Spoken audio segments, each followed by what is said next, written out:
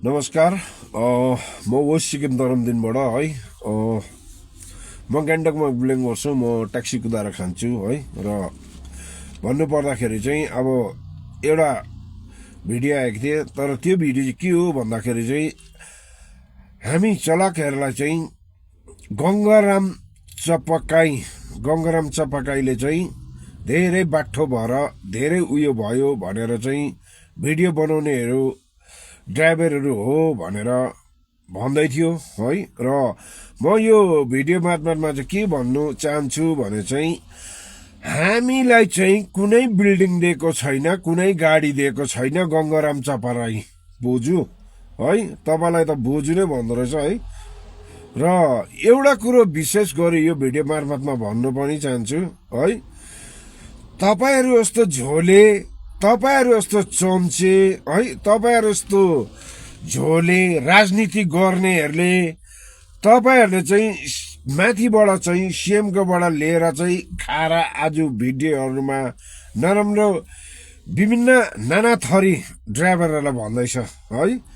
तर एउटा कुरो चाहिँ याद राख्नु, न त हामीले बिल्डिङ पाएको छ न हामीले गाडी पाएको छ तिमीहरूकै चम्चाहरूले, तिमीहरूकै चम्चे झोले चम्चेहरूले पाएको छ। तिमीहरूकै युद्धहरूले जो पनि चम्चेहरू छ तिमीहरूको झोलेहरू, गङ्गाराम चपारा जस्तो झोले है, तिमीहरूले पनि धेरै कुछ पाएर चाहिँ आज बोल्दैछ भिडियो मार्फतमा। र म यहाँबाट यो पनि भन्छु, तर हामी सिक्किमे खाती, हामी सिक्किम जनताको युवा ड्राइभर दाजुभाइहरूले चाहिँ हामीले चाहिँ कसैले केही पाएको छैन। आज हामी गान्तोकमा रेन्टमा बसेर आज आफ्नो बुढी नानी हामी गाडी कुदाएर खाएर हामीले पालिरहेको छ।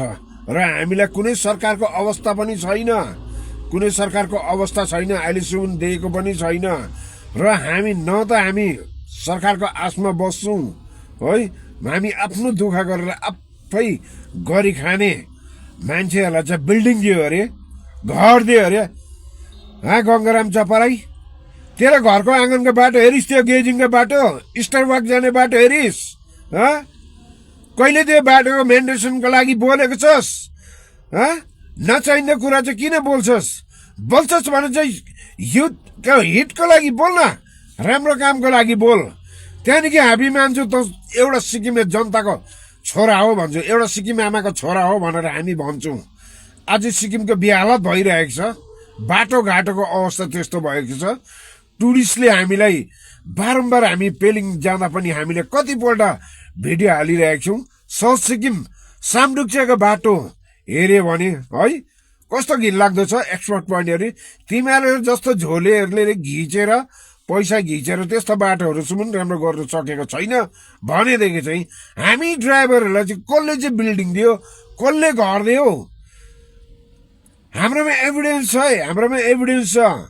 कसले गाडी पाएको छ, कसले पैसा पाएको छ, कसले सोलरहरू पाएको छ है। सबैभन्दा सबुत चाहिँ नि हाम्रोमा छ, हाम्रोमा सबुत छ।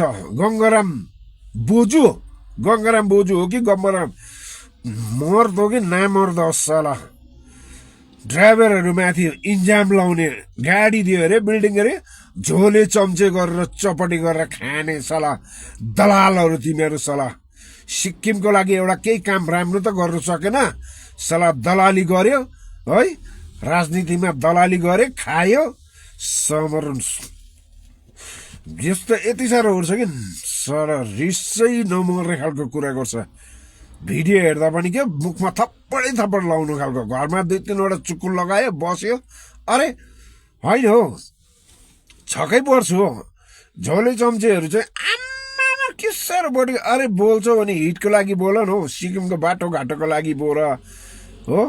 त्यो बाटो हेर्नु त आम्मामा, लेक्सेपदेखि माथि जाने बाटो खाल्टाइ। अझै हामीले सिक्किमलाई राम्रो काम गर्यो भन्छ। के चाहिँ काम गर्यो तिमीहरूले झोले चम्चेहरू?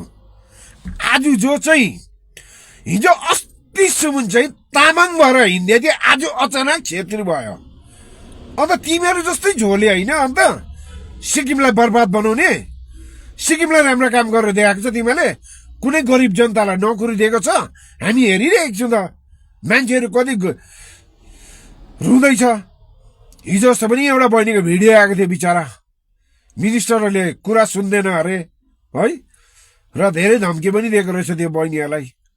तिमीहरू कुरा गर्छ, तिमीहरू खानु पाउँदैछ झोले चम्चीहरू, र ड्राइभरलाई इन्जाम लगाउँछ तिमीहरूले। ड्राइभरलाई घर दिएको छ अरे, बिल्डिङ छ अरे, तिमीहरूको पो घर पाएको छ, तिमीहरूको बिल्डिङ पाएको छ, झोले चम्चीहरू। यस्तो खालको व्यवहार र यस्तो खालको कुरा नगर्नुहोस्। हामी ड्राइभरमाथि इन्जाम नलाउनुहोस्। तिमीहरूको होला, तिमीहरूको सस्तामा बस्ने झोलेहरू ड्राइभरहरू पनि कतिवटा, तर हामी चाहिँ सस्तामा, कुनै सस्तामा पनि छैन, हामी कुनै उयसमै छैन। हामी आफ्नो दुःख गरेर आफ्नो बुढी नानी पाल्दैछौँ हामीले। तिमीहरूले दिएको कुनै उयो पनि छैन हामीलाई, धिकहरू पनि दिएको छैन, कसैले धिक खाएर पनि चाहिएन। आज सयो सिक्किमलाई चिन्ने 25 वर्ष चलाउने हाम्रो सिक्किम राज्यको हाम्रो पवन कुमार चामलिङज्यूले सिक्किमलाई नयाँ अर्ग्यानिक भनेर चिनाइदिइरहेको छ। आज त्यही जग्गामा टुरिस्ट अलिअलि आएर चाहिँ हामीले गरेर खाँदैछौँ। त्यो पनि तिमीहरूले रेभिन्यू उठाएर खतम बनाइदिइसकेको छ। के ठुल्ठुलो कुरा गर्छ, बाटोघाटोको कुरा गर्छ तिमीहरूले, बनायो बाटोघाटो कुरा गर्छ झोले चम्चीहरू। यति भन्दै सारा सिक्किमको हाम्रो जति पनि चलाकहरू छ हाम्रो दाजुभाइहरू है, म भिडियो मार्फतमा म यही भन्नु चाहन्छु, तपाईँहरूले मन नदुखाइदिनुहोस् है। कतिवटा कुरा गलत पनि बोल्यो होला, र यो कुराको लागि म तपाईँहरूको लागि क्षमा माग्न चाहन्छु। जय सिक्किम, जय सिक्किमे जनता।